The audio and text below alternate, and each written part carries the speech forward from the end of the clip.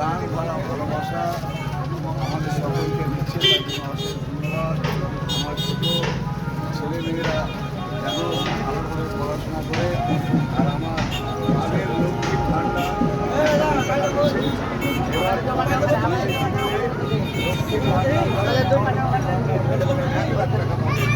এই যে সে আপনাদেরকে